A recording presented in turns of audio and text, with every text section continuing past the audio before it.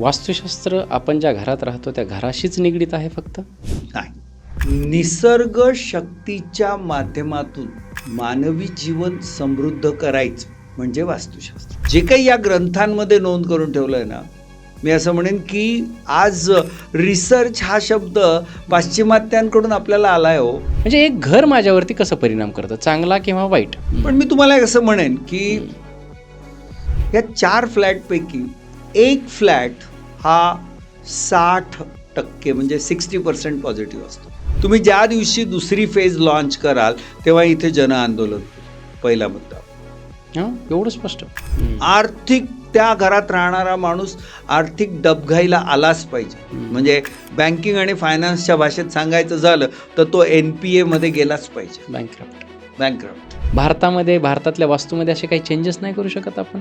कसं आहे की करता येऊ शकतील, पण ते खूप मोठं इंद्रधनुष्य आहे. हे बघा, एक लक्षात घ्या, तुम्ही मी जेव्हा जन्माला आलोय ना ज्या जगात, तेव्हा देवाने तुमच्या नावावर काहीतरी धनसंपत्ती लिहिलेली आहे. पूर्वीचं जे गोल होतं ते गोलगोलच फिरवत राहिलं.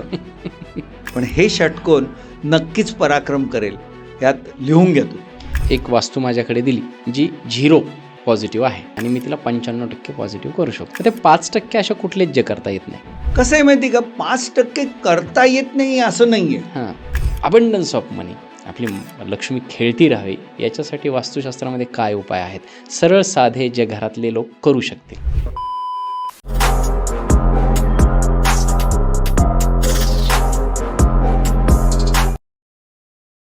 नमस्कार, मी डॉक्टर राज जाधव. महाराष्ट्राच्या सर्वात समृद्ध मंचावरती तुम्हा सर्वांचं पुन्हा एकदा खूप खूप खूप स्वागत आहे. आजचा आपला हा भाग अत्यंत विशेष असणार आहे आणि आजच्या भागासाठी आपल्याकडे पाहुणे म्हणून जे आलेले आहेत ते आहेत डॉक्टर रविराज अहिरराव, जे वास्तू रविराज या नावाने देखील ओळखले जातात. मला सांगायला अत्यंत आनंद होतोय की भारतातील सर्वात मोठी, सर्वात प्रसिद्ध अशी वास्तुशास्त्र सर्व्हिस देणारी कन्सल्टन्सी किंवा संस्था म्हणू शकतो, ती त्यांच्या नावे आहे आणि ते आज आपल्या या मंचाला पाहुणे म्हणून लाभलेत. मला फार आनंद होतोय. ऑफ कॅमेरा मी त्यांच्याशी जेव्हा चर्चा केली तर जो ज्ञानाचा आवाका आहे ना, तो प्रचंड मोठा असल्याचं मला त्यावेळेसच जाणवलं आणि त्यामुळे मी फार एक्सायटेड आहे. आजचा जो भाग आहे वास्तुशास्त्र विषय, वास्तुशास्त्र स्पेशल, हा अत्यंत महत्त्वाचा. आणि सर्वात महत्त्वाचं काय असतं, नॉलेज आजूबाजूला भरपूर आहे, परंतु ते तेवढं तात्विक किंवा तेवढं तापून सुलाखून आलेलं आहे की नाही हे बघणं फार गरजेचं आहे. मुळात आपण आजपर्यंत वास्तुशास्त्रविषयक जेवढे पॉडकास्ट ऐकले असतील किंवा व्हिडिओज किंवा ऑडिओज वाचलं असेल, ऐकलं असेल, बघितलं असेल वास्तुशास्त्रविषयक, त्याला थोडा छेद बसेल असं मी सुरुवातीलाच एक डिस्क्लेमर तुम्हाला देतो. कारण जे सरांचं नॉलेज आहे ते पौराणिक वास्तुशास्त्रावरती आधारित, आपलं जे ओरिजिनल ज्याला म्हणू शकतो, जे सचोटीबद्ध आहे अशा पद्धतीचं आहे. आणि आजच्या या पॉडकास्टमध्ये तुम्हाला वास्तुशास्त्राविषयीच्या बऱ्याच संकल्पना क्लिअर होतील. आणि हा भाग शेवटपर्यंत यासाठी बघा की शेवटच्या भागात, शेवटच्या टप्प्यात तुम्हाला खूप सारे उपाय फ्रीमध्ये टेकावेसारखे मिळून जातील. जास्त वेळ घेत नाही, आजच्या आपल्या अत्यंत महत्त्वपूर्ण गेस्टला मी या मंचावरती स्वागत करतो.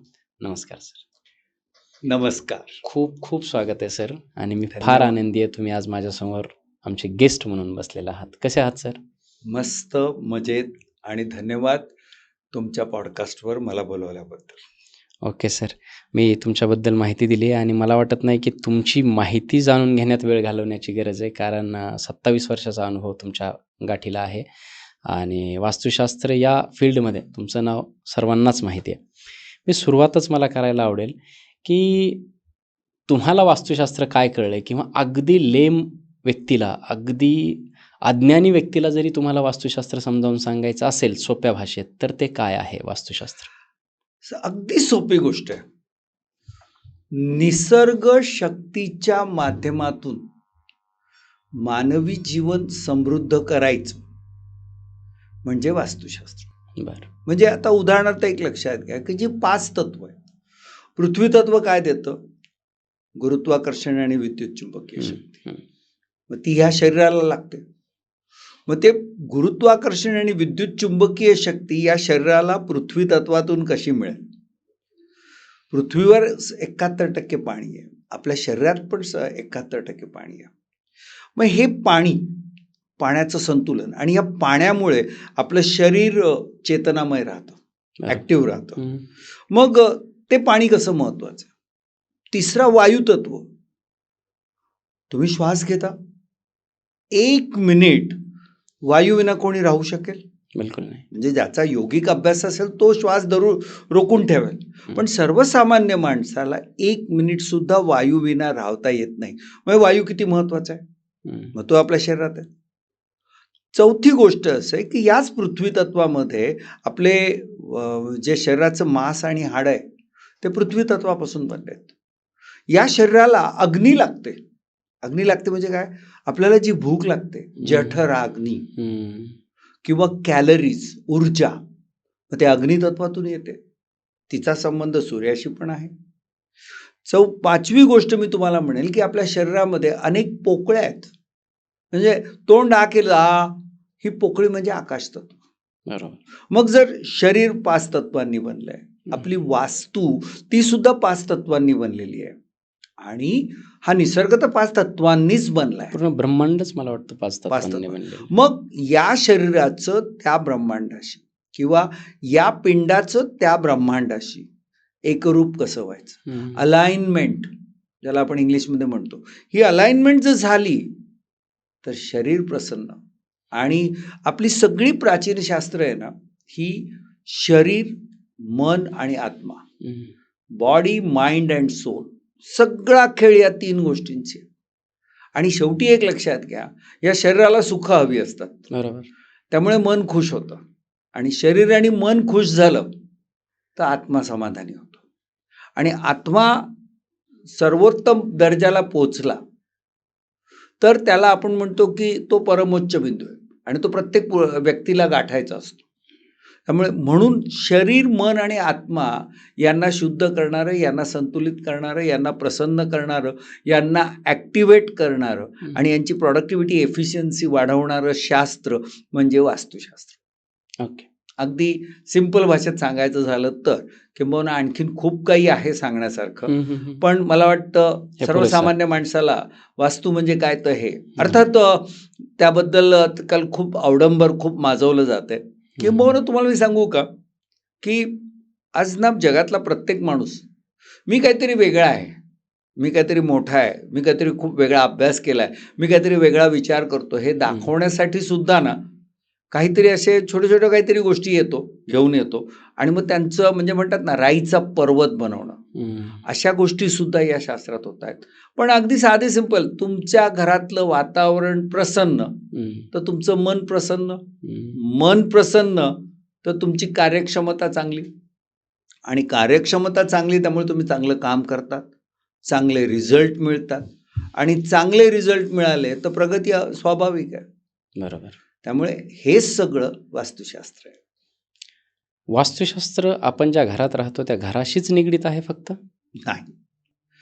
जिथे पाय ठेवायला जमीन आहे, जिथे या शरीराला 4 भिंतींचं संरक्षण आहे, डोकं झाकायला छत आहे आणि ज्या जागेचा वापर मनुष्य आणि प्राणी दोघंही करतात त्या प्रत्येक वास्तूला वास्तुशास्त्राचे नियम लागू पडतात. म्हणजे मी तर म्हणेन की जन्माआधी वास्तुशास्त्र, जन्माअंतर्गत वास्तुशास्त्र आणि मृत्यूनंतरही वास्तुशास्त्र. म्हणजे जन्माआधी म्हणजे माहिती आहे का की एखाद्या दाम्पत्याला जर प्रेग्नन्सी कन्सिव्ह करण्यामध्ये जर अडचणी येत असतील ना तर त्याच्यामध्ये सुद्धा वास्तुशास्त्र असं सांगतं की ईशान्य दिशा म्हणजे संतान लक्ष्मी, म्हणजे अष्टलक्ष्मींपैकी संतान प्राप्तीमध्ये कार्य करणारी ती संतान लक्ष्मी. आग्नेय दिशेला स्त्रीशक्ती केंद्र म्हटलं जातं, म्हणजे संतान प्राप्तीमधलं एक फॉर्मेशन ते तिथून येतं. तर नैऋत्य दिशेला साऊथ वेस्टला पुरुष शक्ती केंद्र, म्हणजे प्रजननामधला तो पुरुष शक्तीचा स्पर्म, या सगळ्या गोष्टींवर आणि इनफॅक्ट एक लक्षात घ्या की केवळ संतान लक्ष्मीच नाही, तर पूर्व आणि ईशान्य यांच्यामध्ये एक पर्जन्य नावाचं पदमंडल आहे. या पदमंडलामध्ये जर पती पत्नीनी जे संतान प्राप्तीसाठी इच्छुक आहे त्यांनी दिवसभर तिथे वेळ घालवला तर त्यांच्यातले हॉर्मोन्स त्या पद्धतीने विकसित होऊ शकतात. एवढंच नाही तर आग्नेय दिशा ही जर बिघडली किंवा ही जर संतुलित नसेल तर स्त्रियांमधले हॉर्मोन्स डिस्टर्बन्सचं लक्षणं तिथे दिसतात. आणि नैऋत्य सुद्धा जर बिघडला असेल तर पुरुषाचे स्पर्म काउंट्सला पण फरक पडतो. त्यामुळे आणि या विषयावर मी स्वतः एक रिसर्च पेपर पण पब्लिश केलेला आहे. ओके. शेकडो केसेसचा आढावा घेऊन त्या आधारावर केलं. आणि मग तुम्हाला एक सांगतो की कन्सिव्ह होण्यासाठी काय केलं पाहिजे. कन्सिव्ह झाल्यानंतर त्या स्त्रीने गरोदर असताना म्हणजे घरातल्या कोणत्या दिशेमध्ये तिने जास्त वास्तव्य केलं पाहिजे. एवढंच नाही तर हॉस्पिटलमध्ये लेबर रूम कोणत्या दिशेत असला पाहिजे किंवा महिलांचे वॉर्ड किंवा गायनाकॉलॉजी वॉर्ड कुठे असले पाहिजे याच्यावर सुद्धा मी काम करतो. आणि मग उद्या ते मूल जन्माला आल्यानंतर त्या मूल ज्या रूममध्ये त्या बाळंतिणीला ठेवलंय तिला जर ईशान्य भागात ठेवलं, मी ईशान्य भाग शब्द वापरला म्हणजे नॉर्थ ईस्ट रिजन, तर सकाळची सूर्यकिरणं तिथे येतील. सकाळच्या सूर्यकिरणामधून ज्याला इंग्लिशमध्ये आपण अल्ट्राव्हायलेट म्हणतो ती अतिनील किरणं, आमच्या संस्कृत भाषेमध्ये त्याचा उल्लेख आहे, ती अतिनील किरणं त्या बाळाला मिळतील, त्या म्हणजे बाळंत झालेल्या स्त्रीला मिळतील. म्हणजे निसर्ग तुमच्या आरोग्यासाठी, शरीरासाठी, मनासाठी आणि पुढे आत्म्यासाठी कसं काम करतो याचं एक सुंदर उदाहरण आहे. आणि हे सगळं आमच्या ऋषीमुनींनी जे काही या ग्रंथांमध्ये नोंद करून ठेवलं आहे ना, मी असं म्हणेन की आज रिसर्च हा शब्द पाश्चिमात्यांकडून आपल्याला आलाय हो, पण मी असं म्हणेन की आमच्या ऋषीमुनींनी इतकं संशोधन करून ठेवलं आहे ना की मानवी जीवन सुलभ करण्यासाठी, यशस्वी करण्यासाठी जी अनेक शास्त्र आमच्याकडे आमच्या ऋषीमुनींनी निर्माण केली आहे ना, त्यातलं एक शास्त्र म्हणजे वास्तुशास्त्र. त्यामुळे याची डेप्थवर बेसिकली तुम्हाला मी असं म्हणेन की म्हणतात ना की ऋषीचं कुळ आणि समुद्राचं मूळ वगैरे हे बघून असतात, तर त्या पद्धतीने ही शास्त्र आगाध आहेत. आणि जेवढे तुम्ही आतमध्ये जाल तेवढे तुम्हाला त्यामध्ये तेवढी डेप्थ, तेवढं नॉलेज आणि तेवढे चांगले इफेक्ट मिळू शकतात. हा ह्या शास्त्राचा खास महत्त्वाचा गाभा आहे, तो लोकांनी लक्षात घेतला पाहिजे. बेसिक प्रश्न जो प्रेक्षकांच्या किंवा एक साधारण सर्वसामान्य लोकांच्या मनात येतो ना की एक चांगली वास्तू माझं आयुष्य सुखकर करण्यासाठी कशी मदत करते आणि एक वास्तुदोष असलेली किंवा खराब वास्तू तर कुठलीच नसते परंतु वास्तुदोष असलेली वास्तू माझ्या आयुष्यावरती कसा परिणाम करते, म्हणजे एक घर माझ्यावरती कसं परिणाम करतं, चांगला किंवा वाईट, जरा थोडंसं आपण प्रॅक्टिकली त्याचं प्रॅक्टिकली पण मी तुम्हाला सांगेन. पण मी तुम्हाला असं म्हणेन की आता आपल्या महाराष्ट्रामध्ये मुंबई पुणे एक्सप्रेसवे, बरोबर, काही वर्षांपूर्वी एक्सप्रेसवे होण्या अगोदर मुंबई पुण्याचा प्रवास कसा होता, खडतर रस्ता होता, बरोबर, अंतर तेच, पण त्या प्रवासाला 4.5-5 तास लागायचे. जसा एक्सप्रेसवे झाला माणूस मुंबईतून पुण्यात 2 तासात पोहोचू लागला. आता काळाच्या ओघात ट्रॅफिक वाढल्यामुळे पुन्हा 4 तास वाढायला लागले. म्हणजे हे बघा अडचणी निर्माण कुठे होतात, म्हणजे तो खडतर रस्ता या अडचणी होत्या, ट्रॅफिक हा खडतर म्हणजे हा अडचणी आहेत. म्हणजे हे तुम्ही कुठेतरी निसर्गाशी केलेलं असंतुलन आहे. एक्सप्रेसवे बनला म्हणजे कुठेतरी तुम्ही त्या शास्त्राचा किंवा सुलभतेचा वापर केला आणि ते आमचं जीवन सुसह्य केलं. आता सुद्धा ट्रॅफिक वाढतोय पण मिसिंग लिंक लवकरच होईल, त्यामुळे कदाचित तो ट्रॅफिक. तर वास्तू काय करते माहिती आहे का, हे बघा एक लक्षात घ्या की या ठिकाणी मला ना एक गोष्ट लोकांना प्रकर्षाने खूप सांगावीशी वाटते. ही सगळी शास्त्र आहे ना, ज्योतिषशास्त्र असू दे, वास्तुशास्त्र असू दे, लोलकशास्त्र असू दे, मंत्रशास्त्र असू दे आणि अनेक शेकडो शास्त्र, ही सगळी शास्त्र आहेत ना, ही सगळी शास्त्र मानवी जीवन सुलभ करण्यासाठी आहे.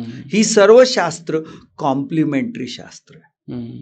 त्यामुळे या शास्त्रामुळे तुमची डेस्टिनी घडेल असं नाही, तर तुमचं जीवन सुलभ कसं होईल, तुमच्या यशाची कमान कशी वाढेल, हा त्यातला भाग. आता याचं दुसरं एक उदाहरण द्यायचं झालं तर एका बिल्डिंगमध्ये सपोज 4 फ्लॅट असतात. तर आपण आता 21व्या शतकातल्या जीवनशैलीवर बघू. हे जेव्हा 4 फ्लॅट आहेत ना, माझा 27 वर्षाचा 60,000 वास्तूंचा अभ्यास काय सांगतो माहिती, या 4 फ्लॅटपैकी एक फ्लॅट हा 60% म्हणजे 60% पॉझिटिव्ह असतो. 2 फ्लॅट 15% पॉझिटिव्ह असतात, फक्त 15 ते 25% म्हणा, आणि एक 40% पॉझिटिव्ह असतो. एक 60%, एक 40% आणि 2 15 ते 25%. मग मला सांगा, एकच लोकेशन, एकाच साईजचे फ्लॅट, एकच किंमत, मग एखाद्याची प्रगती होते, 2 जणांचं जीवन खडतर होतं आणि एकाचं जीवन मध्यम चालतं. हे कशामुळे? हे त्या वास्तूमुळे. उदाहरणार्थ, जर तुम्हाला उत्तरेचा दरवाजा मिळाला तर तुमच्याकडे अखंड पैशाचा ओघ येईल.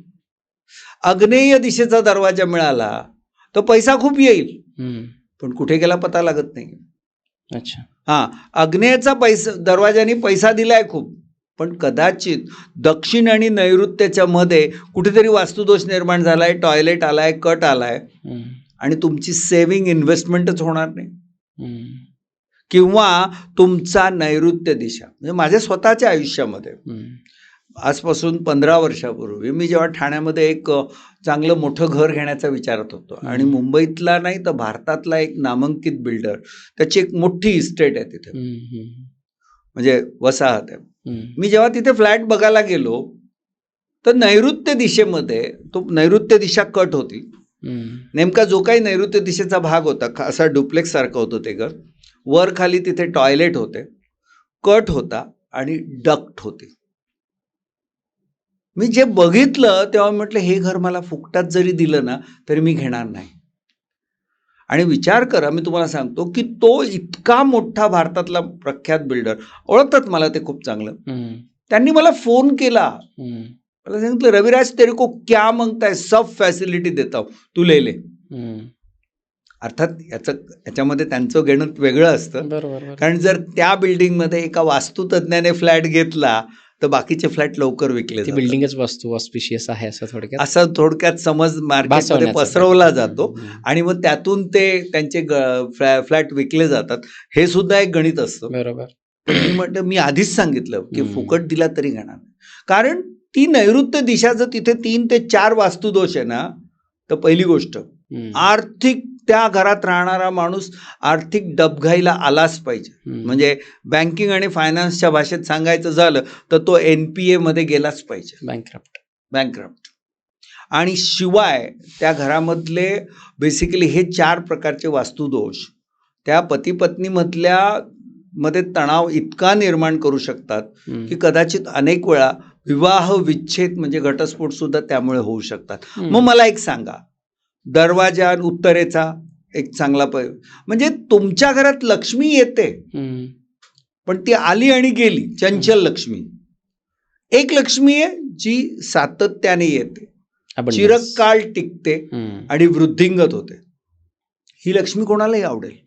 पण लक्ष्मी आली आहे, पण तो आग्नेय बिघडलाय किंवा दक्षिण नैऋत्य बिघडलाय, सेव्हिंग इन्व्हेस्टमेंट किंवा पैसे काय उरत नाहीये, आणि नैऋत्य बिघडला तर सगळा पैसा अडकला आणि तुम्ही कर्जबाजारी झालात.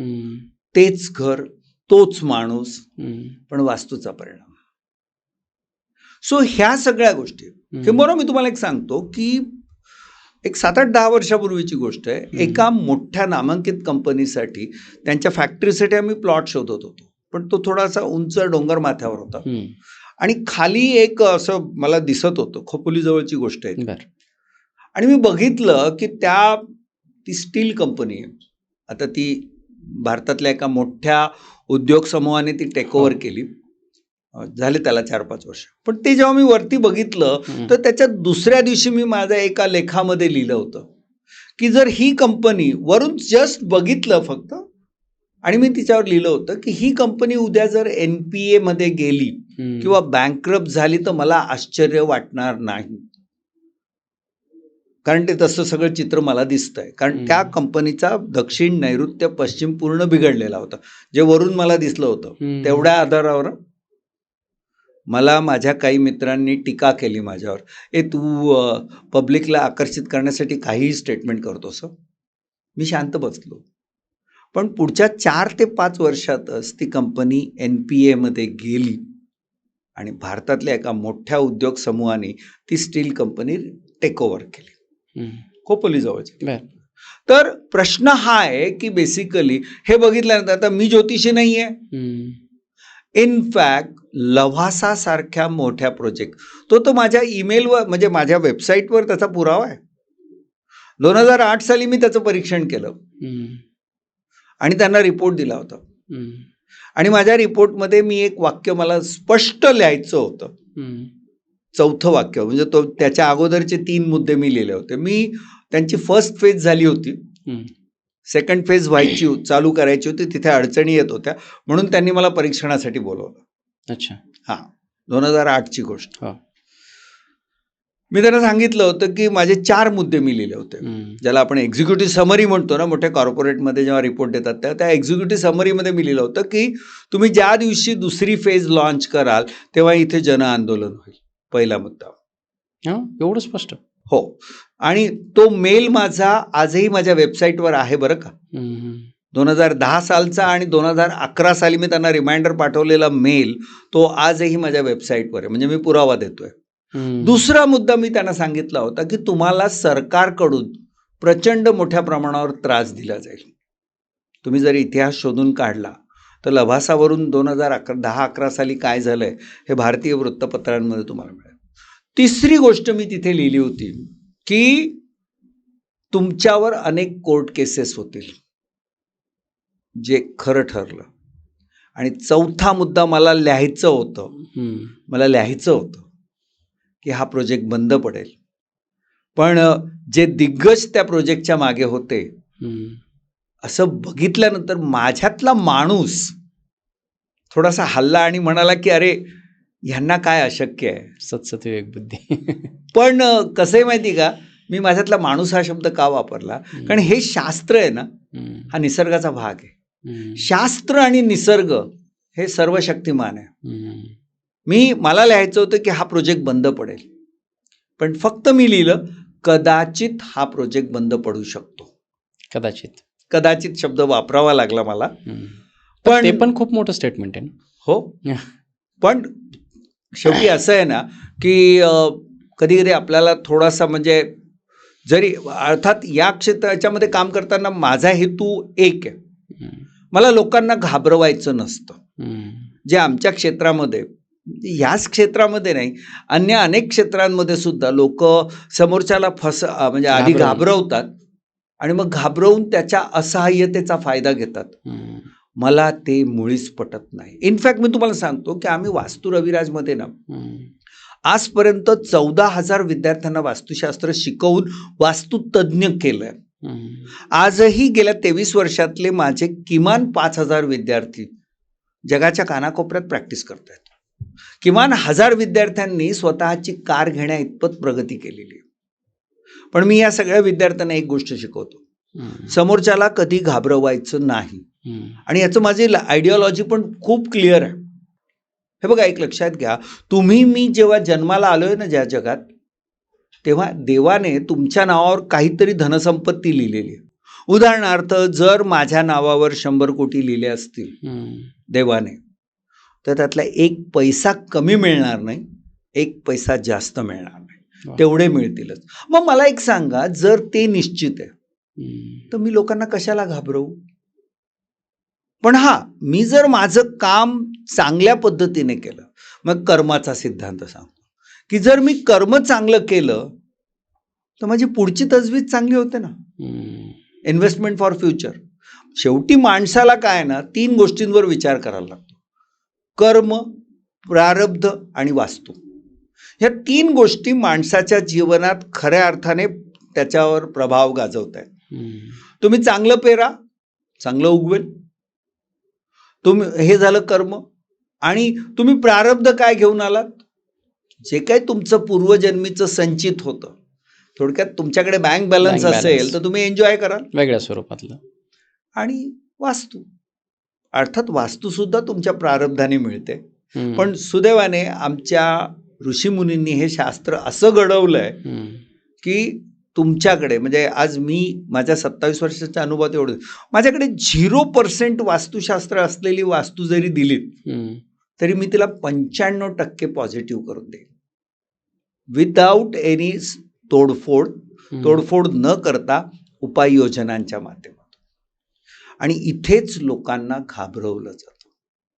मला घाबरवायला आवडत नाही, मी घाबरवणार नाही, मी दिलासा दे. मला सांगा, मी जर त्यावेळी त्या लवासाच्या हा प्रोजेक्ट बंद पडेल, मला प्रसिद्धी मिळाली असती कारण असे अतिरंजित स्टेटमेंट केल्यामुळे.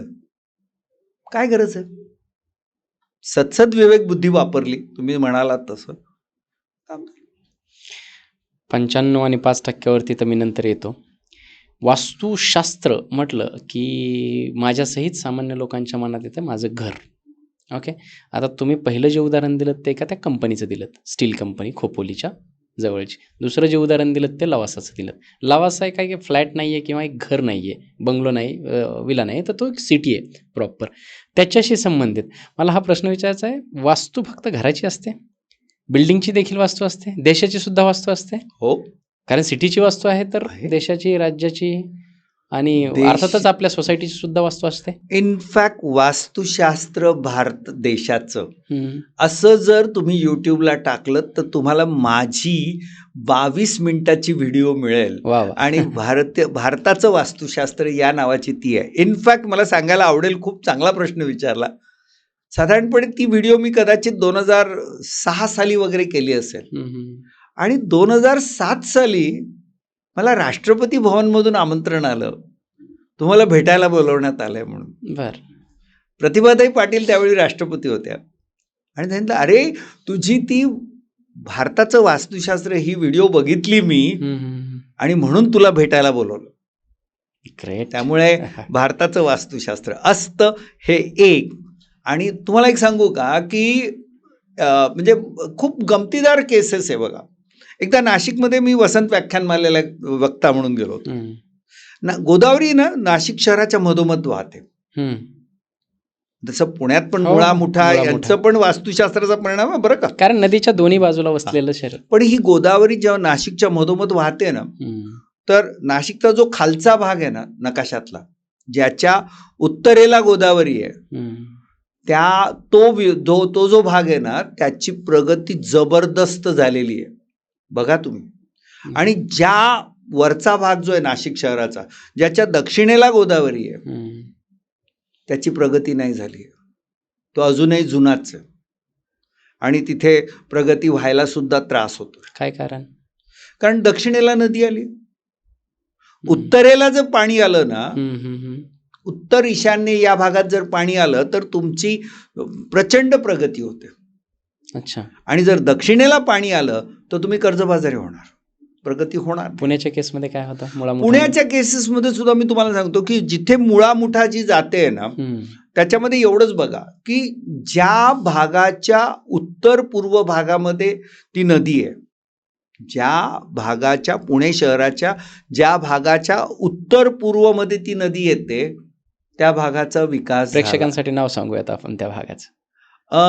मला एक्झॅक्ट आता पुण्याच्या नकाशाचं मला एक्झॅक्ट सांगता नाही येणार, पण पाहिजे तर आपण तो म्हणजे एक काम करूया की पाहिजे तर ते गुगलवर आपण ते बघूया आणि त्याची पाहिजे तर स्लाइड टाकू शकतो ऑफ द रेकॉर्ड. तसं करू शकतो, ते करताय. नाशिक शहराचं तर माझ्याकडे स्लाइड आहे. इव्हन तुम्हाला मी सांगतो कोल्हापूर शहराच्या उत्तर, ईशान्य आणि पूर्व या भागामध्ये पंचगंगा. त्यामुळे तिथे जबरदस्त आर्थिक प्रगती आणि साक्षात लक्ष्मी बसली तिथे, त्यामुळे सुद्धा तिथे संपत्ती आहे. सो ही सगळी म्हणजे देशापासून तर शहरापर्यंत आणि अगदी तुमच्या घरापर्यंत. देशाच्या वास्तूबद्दल बोलूयात थोडंसं. हो, काही हरकत नाही. काय एक म्हणजे लक्षात काय घ्या, सांगते आपल्या देशाची वास्तू? आपल्या देशाची वास्तू जी आहे ना, म्हणजे निसर्गाचं, म्हणजे अर्थात कसं आहे माहिती का, की याच्यात हा निसर्गाने घडवलेला भूभाग आहे. हम्म, आपल्या ईशान्येमध्ये हिमालय आहे.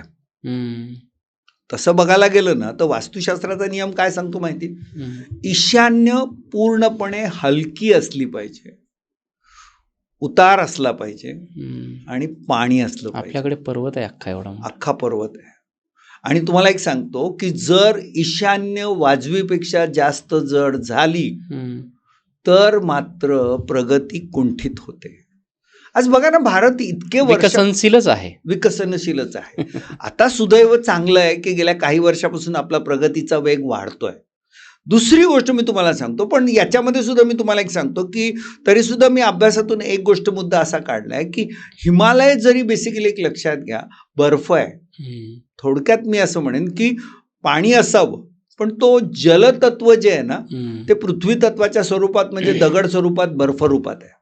म्हणजे इनडायरेक्टली जलतत्व आल्यामुळे तिथे काय होतं माहिती आहे का, की जेव्हा या ईशान्य दिशेतल्या पाण्यावर सूर्यप्रकाश पडतो ना, हम्म, तर तो प्रकाश पडल्यानंतर त्यातून जी किरणं परावर्तित होतात ती अतिशय ऊर्जादायक असतात, ती उत्तेजित असतात, उत्तेजक असतात. किंवा तुम्हाला मी सांगू की वास्तुशास्त्राचा जो एक नियम सांगतो ना की तुमच्या घराच्या ईशान्येला अंडरग्राऊंड वॉटर टँक असावी, तर ते पाण्यावर ते पडलेले अल्ट्राव्हायोलेटचे किरणं परावर्तित होऊन जेव्हा येतात तेव्हा तुमच्या मेंदूतल्या पेशींना ते ॲक्टिवेट करतं. हम्म. म्हणजे तुमची क्रिएटिव्हिटी वाढवतं. सुदैवाने बघा, तुम्हाला भारताकडे ना क्रिएटिव्हिटी किंवा IQ कोशंट चांगला, आज जगातल्या अनेक सगळ्या म्हणजे इंटेलेक्च्युअल्समध्ये भारताची गणना खूप चांगल्या प्रकारे होते. त्यामुळे तिथे बेसिकली एका बाजूला हिमालयात इनडायरेक्ट पाणी आहे पण पर्वत रूपात आहे, बरोबर, जडत्व आहे. जडत्व आहे. पण त्याच हिमालयामध्ये अनेक योगी आणि ईशतत्व पण आहे, हम्म, अनेक पवित्र मंदिरं तिथे. त्यामुळे सुदैवाने तो भाग निगेटिव्ह जरी झाला असला हम्म, तरी तिथून आपल्याला बऱ्यापैकी चांगली पॉझिटिव्ह ऊर्जा येते. हम्म. त्यामुळे हजारो संकट आल्यानंतर सुद्धा भारत भारत त्याच्यातून बाहेर येतो. सर्वाईव्ह होतोय आणि हळूहळू हे प्रगती. हिस्ट्रीच आहे आपली. आपला पूर्व दिशा वाढलेली आहे. हम्म, पूर्व दिशा वाढणं हा. हे चांगलं आहे, प्रगतीला चांगलं आहे. किंबहुना काही अंशी ते रिलेशन्स मेंटेन करायला सुद्धा चांगलं आहे. हम्म, पण नंतर पूर्ण आग्नेय, दक्षिण आणि पूर्व अगदी पश्चिमेपर्यंत हम्म, हा सगळा भाग जो आहे ना हे पाणी आहे. हम्म, आग्नेय दिशेमध्ये अग्नी असला पाहिजे, दक्षिणेमध्ये जडत्व असलं पाहिजे, नैऋत्य दिशेमध्ये सर्वाधिक जडत्व असलं पाहिजे, समुद्रच पण आहे तिथे आपल्याला. समुद्रच आहे. आग्नेयमध्ये जर पाणी आलं हम्म, तर याचा अर्थ वायफळ खर्चाचं प्रमाण जास्त. पूर्वी मी त्याला जेव्हा 2006 साली जेव्हा ती व्हिडिओ बनवली तेव्हा मी असं म्हणेन की वायफळ खर्चाचं प्रमाण म्हणजे त्याच्यात अर्थ असा होतो की अतिभ्रष्टाचार. हम्म, आणि अनेक वेळा तुम्ही बघा प्रत्येक प्रोजेक्टची कॉस्ट अति जास्त वाढणं हम्म, आणि वायफळ खर्च होणं, दिरंगाई होणं, हम्म, अडथळे येणं हा देण्याचं. दक्षिण आणि नैऋत्यमधलं पाणी हम्म. हे तुम्हाला सदैव कर्जाच्या बाजारात ठेवणं, कर्जबाजारी ठेवणं किंवा कर्ज वाढत ठेवणं हम्म. किंवा तुमच्या प्रगतीचा वेग मंदावणं. पण तुम्हाला एक सांगू, मी परत आता रिसेंटली 1 मे 2025 रोजी एक आणखीन यूट्यूबला व्हिडिओ टाकली, वास्तुशास्त्र महाराष्ट्राचं. अरे वा. आणि त्याच्यामध्ये उल्लेख करताना मी असं म्हटलंय की 1911 साली का 1800 काहीतरी 61 साली ब्रिटिशांनी गेटवे ऑफ इंडिया बांधलं. हम्म, हम्म, हम्म. आता गेटवे ऑफ इंडिया जे स्थान आहे ना, म्हणजे गेटवे ऑफ इंडिया हे भारताचं एक प्रवेशद्वार. हम्म, आणि सुदैवाने तुम्हाला मी सांगू, त्या प्रवेशद्वाराची जागा जी आहे ना, पश्चिम दिशेकडून थोडंसं तुम्ही नैऋत्येकडे खाली गेलात ना हम्म, तर वास्तुशास्त्राच्या पदमंडल थिअरीमध्ये हम्म, एक पदमंडल आहे, हम्म, त्याचं नाव आहे पुष्पदंत. हम्म, आणि ह्या पुष्पदंतमधलं जे प्रवेशद्वार आहे ना हे व्यापार उद्यमशीलतेकरिता सर्वोत्तम आहे. म्हणून मुंबई भारताची फायनान्शियल कॅपिटल आहे. आणि असं असून म्हणजे पश्चिमेला पाणी, हम्म. नैऋत्येला पाणी, हम्म. पण तरी जी काय भारताची प्रगती होते तर ते पुष्पदंतमधलं एक प्रवेशद्वार हे त्याला कारणीभूत आहे, हे मी नक्की सांगेन. किंवा अतिशय. आणि सगळ्यात महत्त्वाची गोष्ट म्हणजे की वायव्य आपला कट झालाय. वायव्य कट झाला की अशांतता खूप येते आणि वायव्यचा जो आपला शेजारी आहे त्याने आपल्याला सतत अशांततेमध्ये ठेवलेलंच आहे. त्यामुळे या सगळ्या गोष्टी जर तुम्ही बघितल्या तर याच्यावरून भारताचं आणखीन एक गोष्ट मी त्याच्यामध्ये मुद्दाम उल्लेख केला होता की भारताची राजधानी जी आहे ना दिल्लीमध्ये, म्हणजे ती उत्तरेत आली. बरोबर. मुळात तुम्हाला एक सांगू का की गृहप्रमुख किंवा व्यवसायाचा प्रमुख किंवा राजधानी किंवा राष्ट्राचा प्रमुख याने त्या वास्तू, आता राष्ट्र ही एक वास्तू धरली बरोबर, तर त्या राष्ट्राच्या नैऋत्यमध्ये बसलं पाहिजे. म्हणजे कुठेतरी ना भारताचा नैऋत्य हा बँगलोरच्या आसपास येतो. आणि मी त्या व्हिडिओमध्ये 2006 साली पण म्हटलंय आणि आज पण पॉडकास्टच्या माध्यमातून म्हणेल. आणि जर भारत सरकारमधल्या कोणी ऐकलं आणि त्यांनी जर ते केलं तर मला खूप आनंद होईल. जर भारताची राजधानीच नैऋत्य दिशेत गेली तर भारताचा राष्ट्रप्रमुख आजच स्ट्रॉंग आहे, तो आणखीन स्ट्रॉंग होईल, हे मी अगदी खात्रीपूर्वक सांगतो. हे भारताचं वास्तव. म्हणजे बँगलोरला राजधानी करायला पाहिजे. त्या भागात कुठेतरी जर असं एखादा चांगला भाग मिळाला, म्हणजे त्याच्यावर काय करायला लागेल की मी तो संपूर्ण भारताचा पूर्ण जो नकाशा आहे त्याचा आपण स्क्वेअर अप करून सेंटर पॉईंट घेऊन मग उत्तर पश्चिम सगळ्या टाकू आणि एक्झॅक्ट नैऋत्य कुठे येते, कारण त्याच्यामध्ये ब्रह्मस्थान पण काढायला लागेल. ते ब्रह्मस्थान सोडून मग नैऋत्य दिशेचा कोणता भाग येतोय त्या भागामध्ये. आता तसं मी बँगलोर डायरेक्टली का म्हणत नाही माहिती आहे का, कारण बँगलोरला मी कामानिमित्त नेहमी जात असतो. बँगलोरचा ट्रॅफिक इतका जबरदस्त विचित्र आहे, त्यामुळे तिथे आणखीन राजधानी नेली तर काय होईल, तिथलं इन्फ्रास्ट्रक्चर कोलॅप्स होईल. मला हे प्रॅक्टिकल माझ्यातला माणूस बोलतोय, वास्तुतज्ञ बोलत नाहीये. पण जर तिथे जवळपास हजारो एकरचा आपल्याला जर एरिया मिळाला आणि तो बरोबर दिशा आपण निवडली तर भारतासाठी सुयोग्य राजधानी देण्याचं काम मी भारताचा एक सेवक म्हणून मी नक्की करेन. मला आवडेल करायला. खूप छान. महाराष्ट्राचं वास्तुशास्त्र म्हणजे आता काय होतं की आता तुम्ही जसं सांगताय, मी जेवढं ऐकलं होतं किंवा माझ्या जेवढं वाचनात ऐकण्यात आलं की आपण हिमालय आपल्या ईशान्येलाच जडत्व आलं त्यामुळे भारत कर्जबाजारी असतो. हे एक मी ऐकलेलं आहे, खरं की खोटं तुम्हालाच माहिती आहे. त्यामुळे भारतावरती कर्ज नेहमी राहतं. जसं मग सांगितलं की अस्ताव्यस्तता असते, अशांतता नेहमी भारताच्या पदरी आलेली आहे. दुसरी गोष्ट म्हणजे जर अशा काही गोष्टी आहेत तर अर्थात आत्ता आपलं हिंदू राष्ट्र आहे. पंतप्रधान नरेंद्र मोदीजी हे हिंदू राष्ट्र म्हणजे ते प्रणेते आहेत त्या गोष्टीचे. बरोबर. तर मग असे कुणी वास्तुतज्ञ तुमच्यासारखे मोठे जाऊन किंवा भारताच्या वास्तूमध्ये, जेणेकरून आता आपण विकसनशीलच आहोत पहिल्यापासून, तसं विकासाची घोडदौड अजून वाढवण्यासाठी भारतातल्या वास्तूमध्ये असे काही चेंजेस नाही करू शकत आपण? कसं आहे की करता येऊ शकतील, पण ते खूप मोठं इंद्रधनुष्य आहे.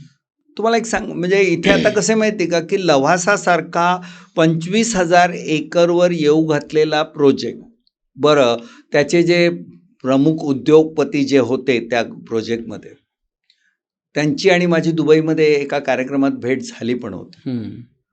पण त्यांनी मला सांगितलं माझा विश्वास नाही वास्तुशास्त्रावर. आता इथे प्रॉब्लेम काय होतो माहिती आहे का की झोपलेल्या माणसाला उठवता येतं, झोपेचं सोंग घेतलेल्या माणसाला उठवता येत नाही. बरोबर. त्यामुळे म्हणजे कसं आहे नाही की जर पेशंटनी औषध घ्यायचं की नाही घ्यायचं हे पेशंटनी जर ठरवलं तर डॉक्टर तयार आहे ना. सुदैवाने आताचं जे सरकार आहे त्याच्यामध्ये या काही गोष्टींवर विचार चालू झालेला आहे. इनफॅक्ट मी म्हणेन की आपण आत्ताच्या मोदी सरकारला खरोखर धन्यवाद दिला पाहिजे की आत्ताचं जे नवीन पार्लमेंट बांधलं गेलंय ना, इनफॅक्ट पार्लमेंटच्या डिझाईनमध्ये मला खूप इनडायरेक्ट रोल मिळाला. खूप काही मला द्यायचं होतं पण नाही मिळू शकलं, पण इनडायरेक्ट रोल मला नक्की मिळाला. पण मी एवढंच सांगेन, ज्या कोणी ती डिझाईन केली आहे ना त्याला माझ्याकडून 100पैकी 1000 मार्क. हो, याचं कारण तुम्हाला मी सांगू की हे जे आहे ना हे षटकोनी आहे. हे पार्लमेंट नवीन जे आहे ना हे षटकोनी आहे. आणि याच्यामध्ये सगळ्यात महत्त्वाचा भाग काय माहिती आहे का की तुम्हाला आपल्याकडे ना सगळ्या गोष्टी शिव आणि शक्ती, म्हणजे एक त्रिकोण जो आहे हा शिव, बरोबर, आणि हाच त्रिकोण खाली आला तर शक्ती. बरं, हे त्रिकोण दोघं एकमेकावर ओव्हरलॅप केले ना, शिव आणि शक्ती एकत्र, तर जो मधला पार्ट येतो ना शिव आणि शक्तीचा कोअर, तो षटकोन आहे. तो षटकोन बेसिकली तू म्हणजे विचार करा, शिव आणि शक्तीच्या म्हणजे शिव आणि पार्वतीच्या एकत्रित शक्तीचा मुख्य गाभा म्हणजे तो षटकोन. आणि त्या षटकोनाच्या स्वरूपामध्ये भारताचं पार्लमेंट आलंय. मला नक्कीच त्या पार्लमेंटबद्दल खात्री आहे की तिथे खूप काही चांगलं होईल. पूर्वीचं जे गोल होतं ते गोलगोलच फिरवत राहिलं, पण हे षटकोन नक्कीच पराक्रम करेल, यात लिहून घ्या तू. एक मी अफवा किंवा असं एक मत वास्तुतज्ञच मागच्या वेळेस आले होते, त्यांनी सांगितलं होतं की जो सरदार वल्लभभाई पटेलांचा पुतळा मोठा सर्वात स्टॅच्यू जगातला, तो गुजरातमध्ये जो उभारला त्याच्या मागे सुद्धा वास्तूचंच रिझन आहे. जडत्व त्या भागाला देण्यामुळे तिथे स्पेसिफिक तो उभारला गेला. कसं आहे माहिती आहे का, की त्याला मी काही अंशी त्याला मी होकार देईन. कारण कसं आहे माहिती आहे का, की आता ह्याच्यामध्ये सुद्धा ना, ह्या 8 दिशांमध्ये म्हणजे एक सिंपल गोष्ट लक्षात घ्या की पूर्व दिशेमध्ये जेवढं वजन असेल ना, त्याच्या 4 पट वजन पश्चिम दिशेमध्ये असलं पाहिजे. आता तुम्ही पूर्व दिशेचा सगळा अभ्यास करा आणि मग पश्चिम दिशेमध्ये बघा. आणि दुसरी गोष्ट, पुतळा उंच झाला ही पॉझिटिव्ह गोष्ट आहे, यात वाद नाहीये. पण सरदार सरोवर किंवा तो नर्मदा नदीवरचा डॅम, बरोबर, त्यामुळे जो प्रचंड मोठा जलाशय हा आपल्यासाठी मोठा चॅलेंज आहे. कसं आहे ना माहिती का, एक लक्षात घ्या, तुम्ही म्हणाल की जनरली बऱ्याच वेळा काही लोक आमच्यावर अशी एक म्हणजे टीका करतात की तुम्ही लोकांना निगेटिव्ह गोष्टी आधी सांगता. पण बाबा रे, मला एक सांग की तुला जर ब्लड प्रेशर असेल तर तू मीठ खाऊ नको हे सांगणं म्हणजे तुला मी निगेटिव्ह सांगतोय का? नाही. तुला मी सतर्क करतोय की बाबा रे, आता तरी पुढच्या चुका करू नको. माझा हेतू बेसिकली म्हणजे पुन्हा एकच आहे की तो ग्लास अर्धा भरलेला आहे की अर्धा रिकामा आहे. आमचा दृष्टिकोन त्याच्याकडे बघण्याचा की तुमच्या त्या निगेटिव्ह गोष्टी लक्षात आणून तुम्हाला सतर्क करणं आणि त्याच्यामुळे तुमच्यावर जर बेसिकली एक सिंपल गोष्ट लक्षात घ्या. एकदा असं श्रीलंकेमध्ये एक सेमिनार चालला होता आणि त्या सेमिनारमध्ये म्हणजे चर्चासत्र चालू होतं. चर्चासत्रामध्ये मी सहज बोललो की तुम्हाला जर म्हणजे तुम्ही रोज एका मार्गाने येता जाता आणि जर एक दिवस कोणीतरी तुम्हाला एखादा साधू महात्मा भेटला आणि त्याने सांगितलं, बेटा सतर्क रहना, शायद चोर लुटेरे आ सकते हैं. आणि जर बेसिकली मी रोज नेहमी खिशात खूप थप्पीच्या थप्पी पैसे ठेवणारा माणूस जर त्या दिवशी मी कमी पैसे ठेवले आणि त्याच्या सूचनेप्रमाणे खरोखर जर चोर दरोडेखोर लुटेरे आले तर त्याने मला सतर्क केले, त्यामुळे मी कमी पैसे ठेवले खिशात, बरोबर, नुकसान कमी झालं माझं अर्थात. मग आता मला एक सांगा की त्या साधूने तुम्हाला घाबरवलं असं म्हणण्यापेक्षा तुम्ही त्यातला पॉझिटिव्हिटी का नाही बघत? सो या दृष्टिकोनातून मला असं सांगायचंय की एका दृष्टीने ते बरोबर आहे, पण ते 100% बरोबर नाही असं कुठेतरी आपल्याला त्याच्यात लक्षात घ्यावं लागेल. That's all. आता हे फार ब्रॉड स्पेक्ट्रम गेला आपली चर्चा, पण इंटरेस्टिंग आहे, मला मजा येते आणि प्रेक्षकांना सुद्धा अगदीच या प्रॉस्पेक्टनी असं कधी चर्चा ऐकलेली नसावी त्यांनी. तर मला असं वाटतं की आता मी एक इंडिव्हिज्युअल आहे, मी पुण्यामध्ये कात्रज ठिकाणी या सुगंधतारा सोसायटीमध्ये अमुक एक घरात राहतो आणि हा माझा स्टुडिओ आहे. भारताचीही वास्तू आहे, महाराष्ट्राचीही वास्तू आहे, पुण्याचीही आहे, या सोसायटीची आहे ज्या बिल्डिंगमध्ये आपण बसलोय आणि या पर्टिक्युलर स्टुडिओची देखील आहे. माझ्यावर कुठली वास्तू सर्वात जास्त इफेक्ट करते? सगळ्यात पहिली महत्वाची गोष्ट म्हणजे ज्या वास्तूमध्ये तुम्ही राहता त्या वास्तूच्या वास्तुशास्त्राला सर्वाधिक महत्व देणं गरजेचं आहे. बरोबर. म्हणजे तुमच्या जीवनरूपी झाडाची मुळं म्हणजे तुमचं घर. तुम्ही कितीही दुनिया फिरलात, तुम्ही शेकडो प्रॉपर्टी घ्या, त्या प्रत्येक प्रॉपर्टीचा क्युम्युलेटिव्ह इफेक्ट म्हणजे त्या प्रत्येक प्रॉपर्टीच्या पॉझिटिव्ह गुणांची एकत्रित बेरीज तुम्हाला फायदा देईल आणि एकत्रित गुणांची म्हणजे निगेटिव्ह गुणांची बेरीज तुम्हाला त्रास देईल. पण त्यातल्या त्यात सर्वात प्रथम तुमची राहतं. तुमचं राहतं घर हे पहिलं, तुमचं कार्यक्षेत्र हे दुसरं, आणि मग मी असं म्हणेन की 1 by 1 तुम्ही म्हणजे आता सपोज जर तुमच्याकडे आज तुमचं राहतं घर आणि तुमचा स्टुडिओ या 2 वास्तू आहे. जर तुमच्याकडे एकच घर असतं तर मी म्हटलं असतं की तुम्हाला 100 मार्काचा पेपर द्यायचा आहे. 2 वास्तू झाल्या म्हणजे 100 मार्काचे 2 पेपर म्हणजे 200चा. आता मला एक सांगा की ती वास्तू 40%, राहत्या घराची प्रॉपर्टी 40% पॉझिटिव्ह आणि हे पण 40% पॉझिटिव्ह. म्हणजे काय झालं, 200 पैकी 80 मार्क पॉझिटिव्ह मिळाले पण 120 निगेटिव्ह मिळाले ना. 120 निगेटिव्हची संख्या वाढली. बरोबर. सो ते पॉइंट जसे वाढतील तेव्हा आम्ही काय सांगतो की या 40% भले पहिले तुम्ही 1 बाय 1 करा. पहिल्या एका प्रॉपर्टीला त्याचे जे काय आता बघा फ्लॅट सिस्टीमच्या घरामध्ये तोडफोड करता येत नाही, शक्य नाही. मग तिथे उपाययोजना करणंच गरजेचं आहे. मग या उपाययोजना करताना बेसिकली तुम्ही राहत्या घराला ट्रीटमेंट करून घ्या. बरं मला एक सांगा, इथे ट्रीटमेंट म्हणजे काय? Polio triple. जगात मुलगा कुठलाही जन्माला आला, तो हिंदू असू दे, मुस्लिम असू दे, ख्रिश्चन असू दे, बौद्ध असू दे, त्याला ट्रिपल पोलिओ देतात ना.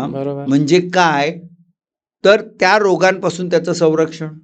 आता हा फ्लॅट बनवलाय, तो बिल्डर आणि तो आर्किटेक्ट, आपण त्याच्यावर नक्की चर्चा करायला मला आवडेल.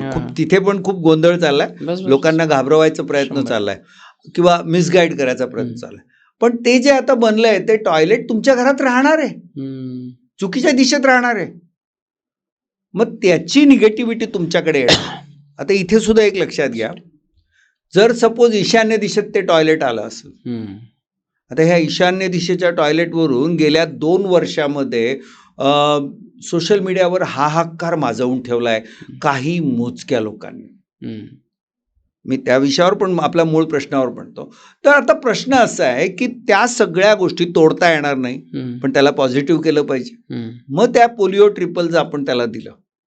म्हणजे एका बाजूला ती बादली गळकी आहे, ती गळत राहणार आहे, पण जर आपण त्या बादलीतल्या पाण्याचा स्पीड वाढवला तर अर्ध पाणी वाहून जाईल, अर्ध पाणी राहील आणि एका विशिष्ट कालावधीनंतर ती बादली भरेल. म्हणजे हा झाला आमच्या ट्रीटमेंट काय करते, कसं काम करते याचा अर्थ. हा एक भाग झाला. आणि दुसरा मुद्दा जो खरोखर या पॉडकास्टच्या माध्यमातून मला तमाम जनतेच्या नजरेत तो आणावा लागेल. ईशान्य दिशेचा टॉयलेट म्हणजे कॅन्सर असा अपप्रचार उत्तर भारतातल्या काही मोजक्या वास्तुतज्ञांकडून जाणून बुजून केला गेलाय.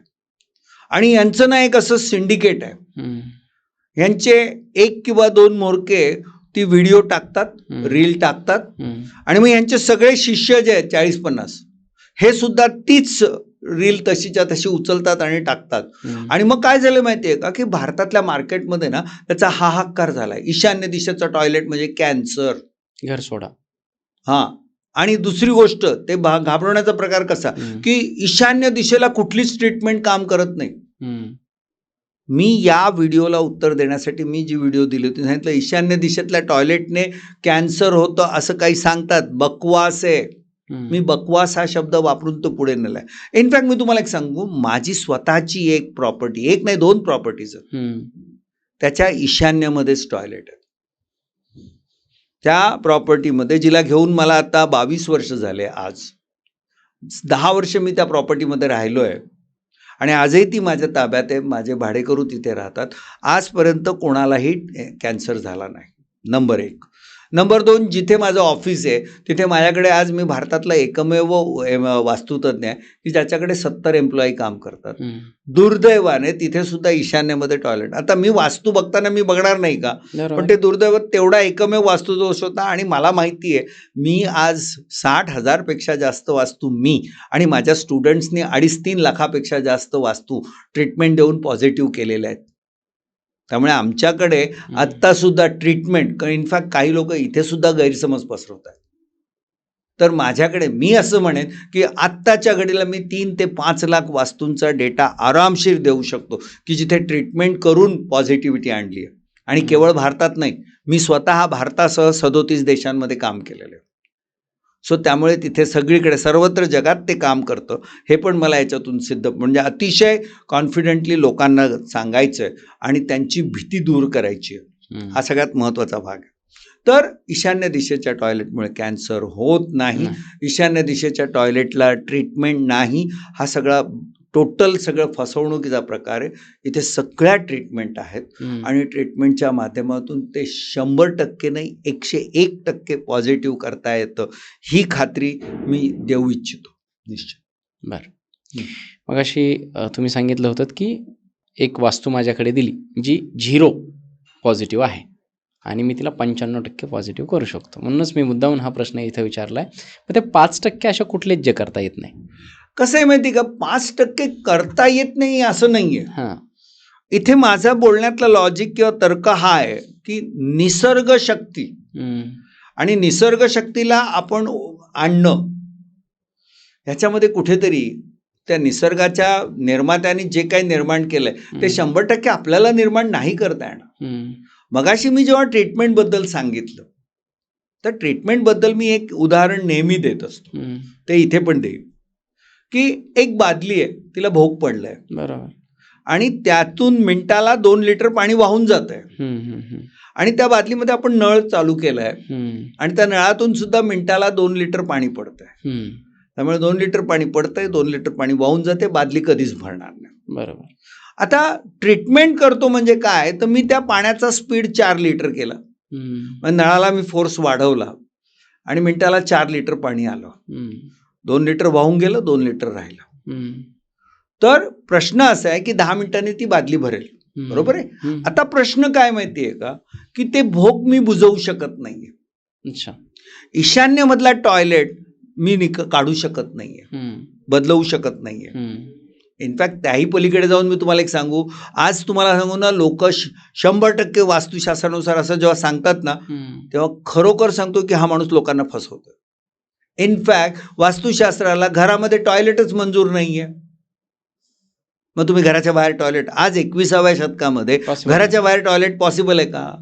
नाही पॉसिबल आहे. सो या सगळ्या गोष्टी आहे ना, मग ते गृहीत धरणं, म्हणून मी त्याला 95% पॉझिटिव्ह, हा त्यातला भाग आहे. आणि आणखीन एक महत्वाचा भाग आहे की आजकाल बेसिकली जे वास्तुशास्त्रानुसार प्रोजेक्ट, ह्याच्यावर सुद्धा, हो, म्हणजे तुम्ही, मी म्हणतो ना, कुठल्याही प्रोजेक्टवर जा, एकदम छोट्यातला छोटा आणि मोठ्यातला मोठा, त्या बोर्डवरतीच लिहिलेलं असतं वास्तू ऑस्पिशियस प्रोजेक्ट म्हणून. हो, असतात नाही. इनफॅक्ट मी तुम्हाला एक सांगू का, एका बाजूला मी असं म्हणेन की आत्ताच्या घडीला मी गेल्या 4 दिवसात महाराष्ट्रातल्या वेगवेगळ्या ठिकाणी फिरलोय. सोलापूरमध्ये 2 दिवस होतो, तिथे रेडिओवर ऐकलं अमुक अमुक प्रोजेक्ट वास्तुशास्त्रानुसार. पुण्यामध्ये काही ठिकाणी मी होर्डिंग्स बघितले, वास्तू अलाइन्ड प्रोजेक्ट. आणि काल परवा अगदी मोठमोठ्या वृत्तपत्रांमध्ये मुंबईत फ्रंट पेज जॅकेट ॲड, वास्तुशास्त्रानुसार प्रोजेक्ट. या सगळ्या ठिकाणी आम्ही चौकशी केली तेव्हा आम्हाला उडवाउडवीची उत्तरं देण्यात आली. आणि हे आजचं नाही आहे, हे गेल्या 25 वर्षापासून माझी ऑर्गनायझेशन, माझी इन्स्टिट्यूट आणि माझे हजारो विद्यार्थी, ज्या दिवशी तुम्हाला मी सांगतो ना, कुठे आम्हाला आमच्या लक्षात आलं ना वास्तुशास्त्र, माझ्या सगळ्या विद्यार्थ्यांकडे मेसेज जातो आणि मग तिकडे बिल्डरकडे फोन जायला सुरुवात होतात. पहिली गोष्ट एक लक्षात घ्या की आज मार्केटमध्ये जे क्लेम करतायत ना की वास्तुशास्त्रानुसार प्रोजेक्ट, 99%, मी पुन्हा रिपीट करतो, 99% केसेस हा लोकांना मिसगाईड करणं किंवा फसवण्याचा प्रकार आहे. माझी या निमित्ताने लोकांना ऑलवेज सांगणं आहे, पहिली गोष्ट, तुम्ही त्यांना विचारा तुमचा वास्तुतज्ञ कोण. तुम्हाला उडवाउडवीची उत्तरं दिली जातील. तुम्हाला सांगितलं जाईल की आमच्या आर्किटेक्टला वास्तुशास्त्र माहिती आहे. इनफॅक्ट जर तो आर्किटेक्ट 40 ते 50च्या वयोगटातला किंवा त्याच्या पुढचा मोठा असेल ना वयाने, तर त्याला वास्तुशास्त्र माहीत नाही, हे मी अतिशय चांगलं म्हणेन. आजकाल गेल्या 2-3 वर्षामध्ये किंवा गेल्या 5 वर्षामध्ये मला काही आर्किटेक्चर कॉलेजेसमध्ये किंवा माझ्यासारख्या काही वास्तुतज्ञांना आर्किटेक्चर कॉलेजमध्ये बोलवलं जातं. आमचं 1-2 तासाचं लेक्चर ठेवलं जातं. मला सांगा, 2500 ग्रंथांमध्ये लिहिलेला विषय मी ओळख म्हणून 2 तासात त्याचं देतो, याचा अर्थ त्या आर्किटेक्चरच्या विद्यार्थ्याला वास्तुशास्त्र आलं का? त्या तेवढ्याशा आधारावर ते सांगतात की वास्तुशास्त्रानुसार आमच्या आर्किटेक्टने केलं. हे सगळं धादांत खोटं असतं. पण मी 99 का बोललो आणि 1% का सोडला, तर साधारणपणे 2016 पासून, म्हणजे मी स्वतः पुण्यामध्ये एक प्रोजेक्ट केला आणि तो पुण्यातला किंबहुना माझ्या आयुष्यातला one of the best project आहे. त्या प्रोजेक्टचा मी ब्रँड अँबॅसेडर पण आहे. पण सगळ्यात महत्त्वाची गोष्ट तुम्हाला मी सांगायला मला खूप अभिमान वाटेल की आज जर जगातले टॉप 10 आर्किटेक्ट जर काढले ना, जगातले टॉपचे 10 आर्किटेक्ट्स, वास्तू रविराज ही आमची संस्था त्यातल्या 4 आर्किटेक्ट्स बरोबर सातत्याने जगातले, भारतातले नाही म्हणते मी, जगातले, कारण मी नाव पण घेतो. फॉस्टर प्लस पार्टनर नावाचा जो आर्किटेक्ट आहे, जो इंग्लंडमध्ये बसलेला आहे, त्याला नंबर 1 आर्किटेक्ट म्हटला जातो. HOK, ॲसेंडाज. आणि आज बेसिकली मी तुम्हाला सांगेल की न्यूयॉर्कमध्ये बसलेला SOM नावाचा आर्किटेक्ट, त्याच्याबरोबर मी दुसरा प्रोजेक्ट करतोय. एक बँड्रा कुर्ला कॉम्प्लेक्समध्ये एक मोठं कमर्शियल प्रोजेक्ट केला आहे आणि आज एका भारतातल्या मोठ्या उद्योगपतीचं घर आणि ऑफिस, कॉर्पोरेट ऑफिसचं 32 माळ्याच्या बिल्डिंगचं डिझाईन आणि इतकं जबरदस्त डिटेलिंग आम्ही त्याच्यामध्ये केलेलं आहे. मला इथे काय सांगायचं माहिती आहे का, की वास्तुशास्त्रानुसार एक तर तुम्हाला आजचे बिल्डर आणि त्यांचे सेल्समन आमचा प्रोजेक्ट वास्तुशास्त्रानुसार आयदर हे तरी सांगतील किंवा मग दुसरी गोष्ट वास्तुशास्त्रानुसार प्रोजेक्ट होऊच शकत नाही असं तरी सांगितलं जाईल. हे 2 गोष्टी नक्की सांगितलं.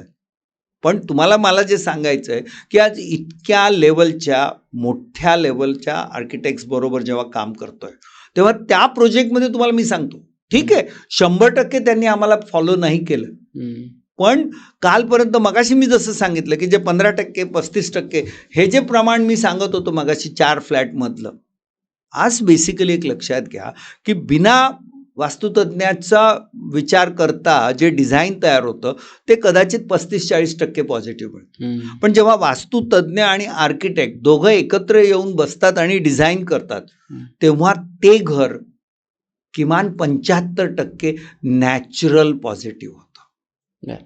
मग मी इथे असं म्हणेन की खास करून आज रिडेव्हलपमेंटमध्ये सुद्धा आम्ही खूप काम करतोय की मी रिडेव्हलपमेंटच्या लोकांना जेव्हा ॲड्रेस करतो, त्यांच्याशी बातचीत करतो, मी सांगतो की कालपर्यंत तुमचा परिवार 15-20% पॉझिटिव्ह असलेल्या घरामध्ये तुम्ही राहिलात आणि 20% प्रगती झाली. उद्या जर तुमचं घर 70% पॉझिटिव्ह झालं तर ठीक आहे, आज तुमचं आयुष्य गेलं पण तुमच्या मुलांचं आयुष्य सुधरेल. आणि रिडेव्हलपमेंटमध्ये तर अशी परिस्थिती आहे की लोकांना स्वतःला काहीच खर्च करायचा नाही आहे, त्यांना फक्त बिल्डरला कंडिशन टाकायची आणि आजकाल ते पण होत आहे. बरोबर. आणि अशा पद्धतीने पण एक लक्षात घ्या की मग जर बेसिकली एक लक्षात घ्या की आणखीन एक मुद्दा मला लोकांना आणि बिल्डर्सना पण सांगायचा आहे. तुम्ही जेव्हा तुमच्या प्रोजेक्टबद्दल माहिती लिहिता तेव्हा तुम्ही मोठ्या अक्षरात आर्किटेक्टचं नाव लिहितात, तुमच्या बँकेचं नाव लिहितात, तुमच्या लिगल कन्सल्टंटचं नाव लिहितात, तुमच्या RCC कन्सल्टंटचं नाव लिहितात. मग जर तुम्ही वास्तुशास्त्रानुसार प्रोजेक्ट लिहिता तर वास्तू कन्सल्टंटचं नाव का नाही लिहित? लिहा ना. आणि जर तुम्ही वास्तुशास्त्रानुसार केलंय तर त्यांना छाती ठोकपणे वास्तुतज्ञाचं नाव सांगायला काय प्रॉब्लेम आहे? उडवाउडवीची उत्तरं द्यायची काय गरज आहे? अगदी. सो हा मुद्दा जो आहे कुठेतरी म्हणजे होतंय काय माहिती का की कधी कधी मी एक असं उदाहरण मी मध्यंतरी एका माझ्या भाषणात दिलं होतं की जर एखाद्या ठिकाणी ना एखादा आयटम सॉन्ग ठेवला ना कार्यक्रम 2000 लोक येतील. बरोबर, जास्त. पण जर आपण एखादा कीर्तन प्रवचन ठेवलं तर 25-50 पण नाही येतो. त्यामुळे चांगल्या गोष्टी पसरवण्यासाठी कुठेतरी आपल्याला ह्या माध्यमाचा वापर झाला म्हणजे अतिशय धूर्तपणाने प्रयत्न केला पाहिजे, एवढी माझी तुम्हाला नक्की रिक्वेस्ट आहे. काय होतं ना सर, बऱ्याचदा हे मी सुद्धा या सायन्सवरती, ऑकल्ट सायन्सेसवरती विश्वास ठेवणारा व्यक्ती आहे. त्याच्यामुळे माझ्या नाही, परंतु ज्या लोकांचा ऑकल्ट सायन्सेसवरती खास करून वास्तू, ॲस्ट्रो अशा विषयावरती विश्वास नसतो त्यांचे काही प्रश्न आहेत ते मला असं वाटतं घेतले पाहिजेत आपण. नक्की घ्या ना. बऱ्याचदा काय होतं की लोकांना माहिती आहे पृथ्वी गोल फिरते, ओके, मग आपण वास्तुशास्त्र हे चालतं दिशांवरती. मग पृथ्वी फिरत असताना तिची दिशा फिक्स नाही तर हे वास्तुशास्त्र दिशांवरती कसं काम करतं किंवा दिशांच्या आधारे कसं काम करतं हा फार मोठा प्रश्न असतो बऱ्याच जणांचा. इनफॅक्ट तुम्हाला मी सांगू का, हा प्रश्न मला केवळ भारतातच विचारला जातो असं नाही आहे. इनफॅक्ट मी जेव्हा परदेशांमध्ये सुद्धा जेव्हा माझे व्याख्यानं होतात, लेक्चर होतात, लोकांना भेटतो तर तिथे सुद्धा हा प्रश्न मला प्रकर्षाने विचारला जातो. प्रश्न काय माहिती आहे का, की हे बघा, एक लक्षात घ्या, 8 दिशा काय कसं आहे याच्यावर न जाता मी तुम्हाला आधी एक सांगेल की आपली पृथ्वी जी आहे ना, ही पृथ्वी अशी 23 डिग्री टिल्टेड आहे आणि पृथ्वीला नॉर्थ पोल आणि साऊथ पोल आहे. त्यामुळे पृथ्वीचा नॉर्थ आणि पृथ्वीचा साऊथ हा स्थिर आहे, हा शाश्वत आहे, हा स्टेबल परफेक्ट आहे, अस्तित्वात आहे. आता प्रश्न काय माहिती आहे का, की पृथ्वीच्या म्हणजे नॉर्थच्या एका बाजूला जर 90 डिग्रीवर तुम्ही एक ॲक्सिस टाकला, that is I will say imaginary line, आणि ती जर 90 डिग्रीवर टाकली तर ती एका बाजूला पूर्व होते तर दुसऱ्या बाजूला ती पश्चिम होते. त्यामुळे सूर्य उगवतो ती दिशा म्हणजे पूर्व आणि सूर्य मावळतो ती दिशा पश्चिम. म्हणजे इनफॅक्ट कसं आहे की आज सकाळी सूर्य उगवला तेव्हा तो इकडे ह्या दिशेला उगवला म्हणून तिथे पूर्व होती, पण ही फिरून जेव्हा इकडे जाते सूर्य इथेच आहे. बरोबर बरोबर आहे, सूर्य इथेच आहे, पृथ्वी फिरते. त्यामुळे आज इथे सूर्य होता, तो थोड्या वेळाने 12 तासांनी तिकडे आलाय, त्यामुळे सूर्याच्या पलीकडे गेली. पण याचा अर्थ तो नॉर्थ पोल आणि साऊथ पोल आहे ना, कॉमन सेमच आहे. तो जेव्हा येतो तेव्हा बेसिकली तुम्हाला मी सांगू का, त्याच्या 45 डिग्रीवर ईशान्य नॉर्थ ईस्ट, 90 डिग्रीवर ईस्ट, मग त्याच्यानंतर 135 डिग्रीवर साऊथ ईस्ट म्हणजे आग्नेय, आणि बरोबर 180 डिग्रीवर दक्षिण. पुन्हा तेच पुढचं 45-90 अंशाचं गणित. थोडक्यात काय माहिती काय, लक्षात घ्या की ते जरी असलं तरी हा नॉर्थ साऊथ पोल स्टेबल असल्यामुळे हे सगळं शास्त्र म्हणजे इलेक्ट्रोमॅग्नेटिक फील्ड, ग्रॅव्हिटेशन, सूर्याचा फ्लो, हे सगळं कॉन्स्टंट आहे आणि ते तसंच 5 तत्वांचा माणसावर प्रभाव आहे. म्हणून तुम्हाला हे वास्तुशास्त्र लागू पडतं. खूप छान, खूप छान. मी आता असे छान प्रश्न विचारत राहतो, म्हणजे ज्यांचा विश्वास नाही ना त्यांचं आपण निरसन करूयात, शंका निरसन. बऱ्याचदा काय होतं, लोक प्रश्न, वास्तू वगैरे काय नसतं रे, आपली कर्म असतात. ठीक आहे, असतातही, तुम्हीच बोललात, कर्म वगैरे असतात आणि तुमचा धंदा चांगला पाहिजे. वास्तू दुकानालाही लागू होते, शॉप्स वगैरे जे असतात ते कंपनीलाही लागू होते, जसं मगाशी सांगितलं. तसं बऱ्याच जणांचा प्रश्न असतो की एखादं दारूचं दुकान, वाईन शॉप, असं मी कुठेही टाका, पडक्या घरात टाका, मागे टाका, पुढे टाका, कुठल्याही दिशेला टाका, वाईन शॉप कुठलं बंद पडलेलं किंवा फार कमी चालतंय असं आहे का? त्याची काय वास्तू असते मग? हा प्रश्न मध्यंतरी आपल्या सोशल मीडियावर खूप गाजलाय. एक सांगू का, याच्याकरता माझ्याकडे अनेक त्याचे तर्क आहेत त्याच्यासाठी, म्हणजे सॉलिड रिझन्स. पहिली गोष्ट एक तुम्हाला सांगू का, की आता पुणे शहराचे पॉप्युलेशन आणि त्याच्या तुलनेमध्ये दारूची दुकानं किती असतात? फार कमी असतात, फार कमी असतात. त्यामुळे ती चालणारच. बरोबर. हे झालं धंद्याचं गणित. आता मी वास्तू आणि अध्यात्म या अनुषंगाने, पहिली गोष्ट काय ना, की दारू म्हणजे काय माहिती आहे का, असुरी तत्व आहे. राहू म्हणा किंवा असुरी शक्ती आहेत, सगळ्या राक्षसी शक्तींचं ते तो पदार्थ राक्षसी शक्तींना ऊर्जास्थान म्हणूया. आणि असुरी शक्तींना ना त्यांचं तत्व ऑलवेज, म्हणजे देव आणि राक्षस यांच्यामध्ये एक प्रकारचं कायम वैमनस्य. त्यामुळे जे देव करतील त्याच्या विरुद्ध करायचं म्हणजे राक्षस. आता इथे काय होतं ना, की आसुरी शक्तीचं मूळ गाभा किंवा तत्वच आहे की निसर्गाला धुडकावून लावणं, निसर्गाच्या विरुद्ध काम करणं. पण एक लक्षात घ्या, त्यामुळे दारूच्या दुकानाला वास्तुशास्त्र लागू पडत नाही हा मुद्दा काही अंशी मी मान्य करेल, 20%. कारण याचं पुढचं गणित मी तुम्हाला सांगतो.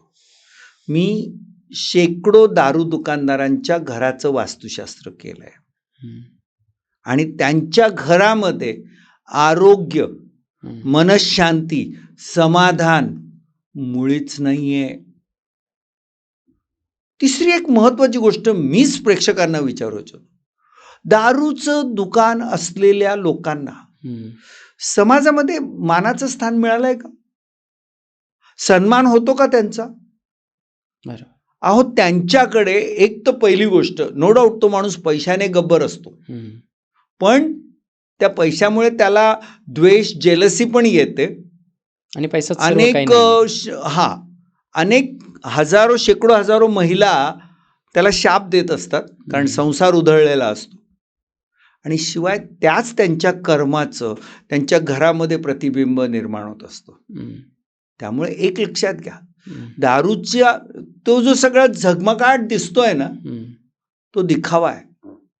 प्रत्येक दिव्याखाली अंधार असतो. इनफॅक्ट दारूच्या दुकानदाराच्या घरातला जो दिवा असतो ना, त्याच्या खाली जरा जास्तच अंधार असतो.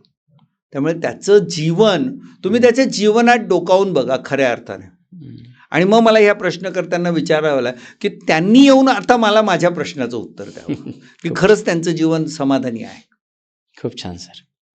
बरं, आता माझा पुढचा प्रश्न असा आहे की एखाद्या व्यक्तीच्या यश अपयशात किंवा त्याचं जीवन सुखकर किंवा खडतर असण्यामध्ये वास्तूचा किती रोल असतो? कसं आहे माहिती का, की आता पर्सेंटेजमध्ये सांगूया. आता ह्याच्यामध्ये मी पर्सेंटेज बाबतीत मी तुम्हाला असं म्हणेन की तुमच्या आयुष्यावर, तुमच्या आयुष्यातल्या चांगल्या वाईट गोष्टीवर साधारणपणे 33 ते 50% दरम्यान वास्तूचा प्रभाव आहे. बरं, म्हणजे मूलतः एक पहिली गोष्ट अशी आहे की मी आत्ता अगोदर पण म्हटले की कर्म, प्रारब्ध आणि वास्तू या 3 गोष्टी आपल्या. कर्म तुमचं जसं पेराल तसं उगवतं. प्रारब्ध हे तुम्ही पूर्वजन्मीचं किंवा अगोदर जे काय कर्म केलंय त्यातून जे काय संचित कर्माचं जे फळ, म्हणजे तुमचा पुण्याचा बॅलन्स, बँक बॅलन्स पुण्याचा, तो त्यातून तुमचं प्रारब्ध तयार होतं. आणि या दोघांच्या आधारावरच तुम्हाला वास्तू मिळते. हे प्रारब्धाचं आणि वास्तूचं पण एक कनेक्शन आहे. पण एक लक्षात घ्या, आमच्या वास्तुशास्त्राच्या अभ्यासकांनी ह्या शास्त्रामध्ये बेसिकली मी असं म्हणतो, चला आपण हे तिन्ही एकत्र आहे, 33-33-33. मग बाकीच्या 2 ठिकाणी आपण असं गृहीत धरू, चला तुम्हाला 50% मिळाले, प्रारब्ध 50%, कर्म 50%, म्हणजे 33 पैकी 17, 33 पैकी 16. ठीक आहे.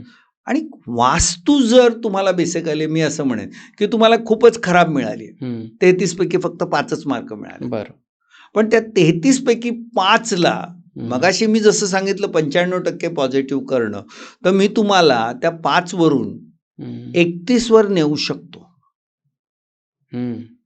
ट्रीटमेंट म्हणजे 95% पॉझिटिव्ह करू शकतो. मस्त मॅथमॅटिक्स मांडले सर.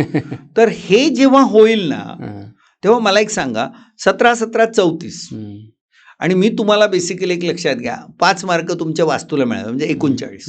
पण 5 वरून मी जेव्हा 31 वर घेऊन गेलो म्हणजे 26 मार्क वाढवले. मग 39 अधिक 26 मी तुम्हाला ऍड करून दिले माझ्या ट्रीटमेंटच्या माध्यमातून. 65 मध्ये पोहोचलात. 65 मध्ये पोहोचलात म्हणजे फर्स्ट क्लासला पोहोचलात ना, फर्स्ट क्लास पोहोचलात. मग हे बेसिक थोडक्यात काय माहिती आहे का, की तुमचा यशाचा ग्राफ वाढवण्याचं शास्त्र म्हणजे वास्तुशास्त्र. तुमच्या जीवनातल्या अडचणी कमी करायचं शास्त्र म्हणजे वास्तुशास्त्र. वास्तुशास्त्र हे डेस्टिनी मेकर नाहीये, कॉम्प्लिमेंटरी सायन्स. मी डेस्टिनी मेकर नाहीये हे मुद्दाम का उल्लेख करतो माहितीये का, की आमचेच काही तज्ज्ञ एखादी वास्तू बघतात, ह्या घरात मुळीच राहू नका, अमुक मृत्यू होतील, तमुक मृत्यू होतील. सगळ्यात पहिली मृत्यू तर सर्वात मोठी डेस्टिनी आहे. हो ना. मग आणि वास्तूमुळे मृत्यू होतच नाही. मी 100% लिहून देतो. तुम्हाला मरणप्राय यातना होतील, तुमचं जीवन खडतर होईल. पण मला एक सांगा, वास्तू जर कोणी तुम्हाला म्हणाला ना, या वास्तूत मुळीच राहू नका, 4 महिन्यात मृत्यू होईल, ही मृत्यूला कारणीभूत ठरेल, ह्या कानाने ऐका, ह्या कानाने सोडून द्या किंवा त्याला घरातून बाहेर काढा. सिम्पली 2च उपाय आहे तुमच्याकडे. खूप छान. म्हणजे माझा पुढचा प्रश्न असा होता की एखाद्या भिकारी व्यक्तीला तुम्ही एक वास्तू ऑस्पिशियस घर बनवलं आणि त्या व्यक्तीला त्या घरात आणून ठेवलं तर त्याची प्रगती होईल का, हा माझा प्रश्न होता. पण मला खरंच उत्तर मिळालं की ते त्या पद्धतीने. पण त्याच्यामध्ये थोडंसं मी तिथे ऍड करेन की त्याची प्रगती होईल. एक तर त्याचं म्हणजे तो जर भिकच मागत असेल तर कालपर्यंत जर त्याला 100 मिळत होते तर उद्यापासून 200 मिळतील. तेच म्हटलं त्याचं उत्तर. पण एक आहे, त्याला पण कर्म आणि प्रारब्ध अर्थातच काम त्याला करावं लागेल. बरोबर. म्हणजे आता तिथे आणखीन भरपूर काय होऊ शकतं बिझनेसचे गणित, बरोबर. तेच सांगू शकतो, पण होऊ शकतो. हा पॉडकास्ट इतका सुंदर चाललाय ना सर, मला खरंच ह्यात बंद करायची इच्छा नाही, परंतु मी सुरुवातीलाच सांगितलं होतं, मी माझ्या प्रत्येक पॉडकास्टमध्ये रिस्पेक्टेड पीपल जे येतात त्यांच्याकडून ना एक टेकावेसारखे काही उपाय जे की पैसे देऊन वगैरे करतात वास्तुतज्ञ, तर तसं आपल्या प्रेक्षकांसाठी म्हणून आपल्याला काही उपाय आम्ही देऊ असं मी सुरुवातीलाच जाहीर केलं होतं. म्हणून मला आता हे शेवटचा भाग आपण असं समजूयात आणि मला उपाय आपल्या प्रेक्षकांसाठी आपण हे करूयात. सगळ्यात पहिले, लहान असो थोर असो, प्रत्येकाला पैशांची चणचण असते, गरज असते, असेल तरी अजून जास्त हवे असतात.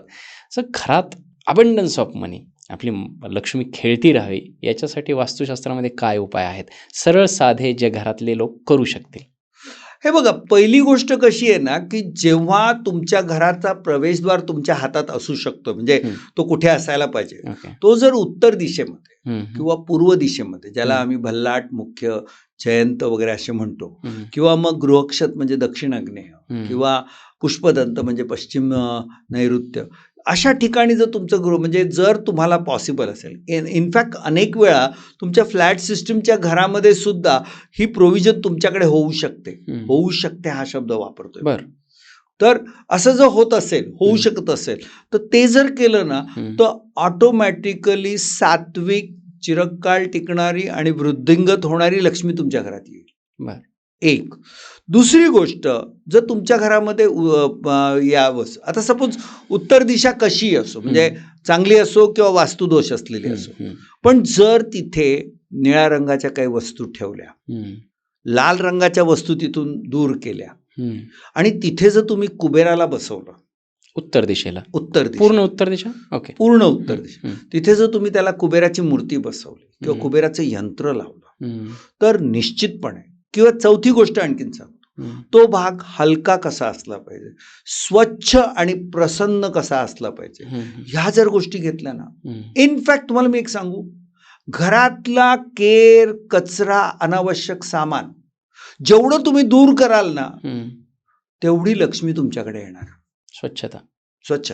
एक सिंपल गोष्ट लक्षात घ्या, मला सगळ्यांना सांगायचं, जर तुमचं घर अस्ताव्यस्त असेल, सगळीकडे पसारा पसरलेला असेल, तुम्हाला प्रसन्न वाटेल त्याच्यात? मलाच नाही वाटणार, लक्ष्मीला काय वाटेल? दॅट इज व्हॉट, मी तेच उत्तर देणार होतो, ते तुम्हीच दिलं. जर तुम्हाला तिथे प्रसन्न वाटत नाही, तर मग लक्ष्मीला कसं वाटेल?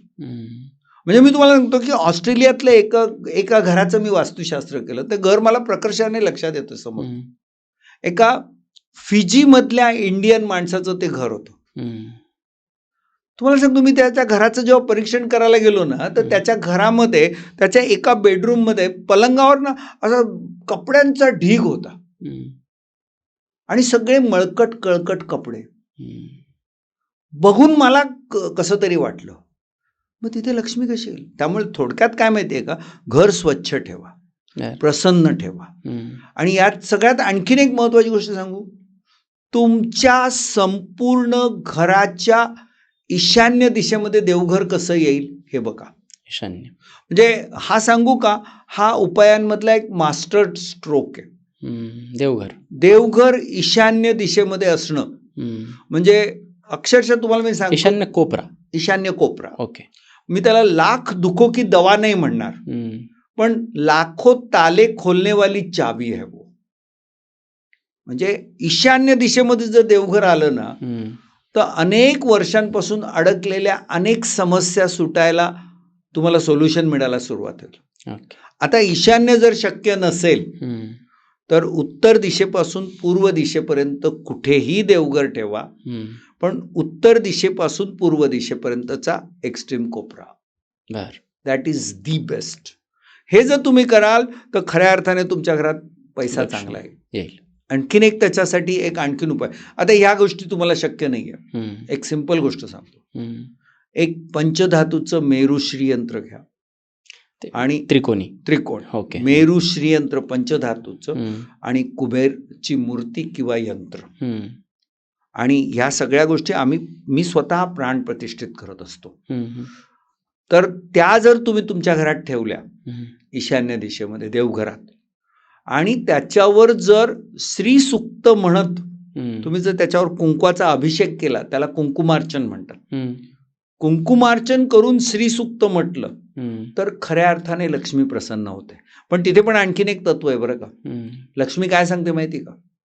आधी एक तर तुम्ही विष्णूला सॅल्यूट मारा किंवा मग सरस्वतीला सॅल्यूट मारा आणि मग माझ्याकडे या.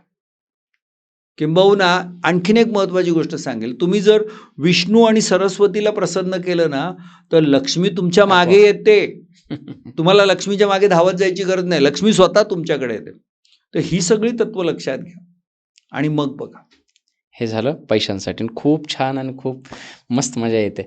मला वाटतं की एखाद्या घरामध्ये ना आजारपण असतं. बिईंग अ डॉक्टर माझ्याकडे असे खूप पेशंट्स येतात आणि मला अनुभव देखील आहेत. मला खुलेआम सांगायला काहीही संकोच वाटणार नाही की बरंच काही केल्याच्या नंतर त्यांच्या घरातलं किंवा पर्टिक्युलर त्या व्यक्तीचं आजारपण हटत नाही.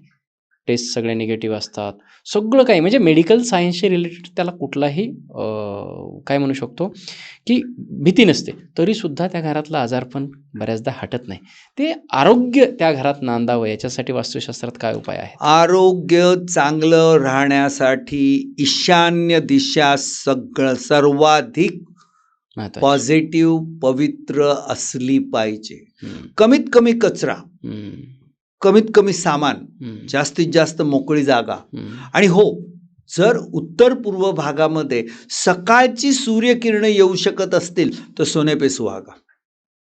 ईशान्य दिशेमध्ये म्हणजे उत्तर पूर्व आणि ईशान्य या भागातून जर सकाळची सूर्यकिरण तुमच्या घरात येऊ शकत असतील ना तर ती जास्तीत जास्त आणा. आरोग्य चांगलं झालंच पाहिजे. घरातला क्लटर दूर कराच करा. तुमच्या घरामध्ये प्रसन्नता आणि आरोग्य येईलच नक्की.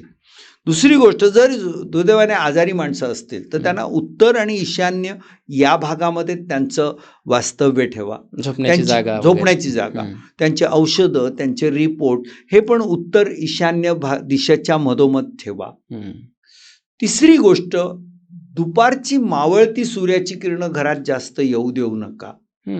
पण त्याच भागामध्ये वास्तुशास्त्र टॉयलेट रिकमेंड करतं बरं का. म्हणजे इथे अल्ट्राव्हायोलेट आणि इन्फ्रारेडचा इफेक्ट आहे. सकाळच्या सूर्यकिरणांमध्ये अल्ट्राव्हायोलेट जास्त असतं आणि दुपारच्या प्रखर किरणांमध्ये इन्फ्रारेड. पण तिथे टॉयलेट वगैरे जर आलं तर तिथले जीवाणू किटाणू मरतात. हा एक भाग आहे. आणि तुम्हाला मी एक सांगेल की अदरवाईज इथे धन्वंतरी यंत्र तुमच्या घरात असणं. शिवाय बेसिकली मी तुम्हाला एक सांगेन की असे अनेक मंत्र आहेत. म्हणजे खास करून महामृत्युंजय मंत्र आहे किंवा गायत्री मंत्र आहे. गायत्री मंत्रामध्ये ते एवढी शक्ती आहे ना की तुम्ही विचार करता तुमचे 7 चक्र ऍक्टिव्हेट झाले तर तुमचं शरीर, मन, आत्मा सर्व कुठे शुद्ध होईल. सो या सगळ्या अशा गोष्टी आहेत. पण एक लक्षात घ्या की उत्तर ते पूर्व म्हणजे ईशान्य भागामध्ये कुठलेही जर वास्तुदोष असतील तर सौम्य प्रकारचे आजार पण हाय फ्रिक्वेन्सी हे प्रकार होतील. त्यामुळे उत्तर ते पूर्व भागातले वास्तुदोष दूर करा योग्य त्या वास्तुतज्ञाचा सल्ला घेऊन. आणि पण जर ईशान्य दिशेबरोबरच आग्नेय दिशेत पण जर वास्तुदोष आला, म्हणजे आग्नेय साऊथ ईस्टला जर किचन नसलं, आग्नेय दिशेमध्ये अग्नी नाहीये, ईशान्य दिशा बिघडली तर मग अशा केसेसमध्ये गंभीर आजाराचे चान्सेस जास्त असतात. म्हणजे तिथे बेसिकली मी असं म्हणेन की प्रत्यक्ष वास्तुपरीक्षण करून त्यातले दोष दूर करणं आणि ते म्हणजे प्रगती म्हणजे आरोग्य सुधारण्याच्या दृष्टीने चांगला मार्ग होऊ शकतो. ओके. घरगुती करण्यासारखा उपाय फक्त धन्वंतरी यंत्र किंवा गायत्री मंत्र. सगळ्यात महत्वाची साफसफाई, स्वच्छता. हे घर क्लीन इतकं असणं, सकाळची सूर्यकिरण येऊ देणं आणि त्याच्या व्यतिरिक्त उत्तर ईशान्यामध्ये म्हणजे आजारी माणसाला ठेवणं किंवा त्याचे औषधं पण तिथे उत्तर ईशान्यामध्ये ठेवणं. या गोष्टी त्यांचं आरोग्य लवकर सुधारण्यासाठी आणि धन्वंतरी यंत्र हा चौथा अशा प्रकारचे. खूप छान. आजकाल घराघरांमध्ये भांडणं खूप जास्त होत आहेत. Happy marriage is a myth असं म्हटलं तरी हरकत नाही. डिवोर्सपर्यंत प्रकरणं चालू आहेत. आपली संस्कृती ती आहे म्हणून फक्त डिवोर्स होत नाहीत, इतक्यापर्यंत आहेत सगळी प्रकरणं. नवरा बायकोंमध्ये चांगलं व्हावं किंवा घरांमध्ये जी काही आपसातली भांडणं आहेत, सदैवचे तंटा वाद वगैरे असे, ते होऊ नयेत याच्यासाठी काय उपाय आहेत? डॉक्टर, खरं म्हणाल ना तर एक पूर्ण पॉडकास्टच आपल्याला याच्यावर करावा लागेल. बरं. म्हणजे इतका तो खूप म्हणजे मी असं म्हणेन ना, पैसा आणि आरोग्यापेक्षा सुद्धा ना सध्या मला हा जास्त गंभीर Relationship. विषय वाटतो. हम्म. पण तरी सुद्धा मी तुम्हाला एक सांगतो की तर पती पत्नीमधलं ट्युनिंग किंवा बॅलन्सिंग चांगलं होण्यासाठी सगळ्यात महत्त्वाची गोष्ट अशी आहे की त्यांचा मास्टर बेडरूम हा नैऋत्य दिशेत म्हणजे साऊथ वेस्टमध्ये असला पाहिजे. नंबर 1. शक्यतोवर त्या दोघांनी साऊथ ईस्ट किंवा नॉर्थ वेस्टमध्ये मुळीच झोपू नये. साऊथ ईस्टमध्ये अग्नी म्हणजे तापटपणा आणि नॉर्थ वेस्ट म्हणजे वायुतत्व, त्यामुळे चंचलता, घरसोड प्रवृत्ती, त्यामुळे ह्या 2 दिशा त्यांना भांडणांना प्रवृत्त करतात. त्यामुळे नैऋत्यमध्ये झोपणं हा त्यांच्यासाठी सगळ्यात महत्त्वाचा भाग. ईशान्यमधलं देवघर अनेक वाईट शक्तींपासून त्यांना रोखेल, प्रोटेक्शन देईल आणि त्यातून सुद्धा त्यांच्यातला समन्वय राहण्यासाठी चांगला फायदा होईल. चौथी गोष्ट मी असं म्हणेन की नैऋत्य दिशेमध्ये म्हणजे साऊथ वेस्टला तुम्ही फॅमिली फोटो लावा. ओके. आणि पश्चिम दिशेला तुमच्या कपलचा म्हणजे पती पत्नीचा फोटो लावा.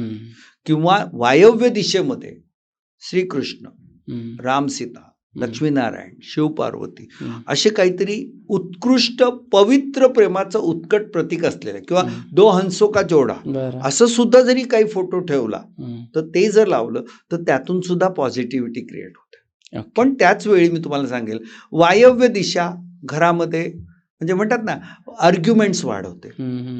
आग्नेय दिशा भांडणांकडे नेते.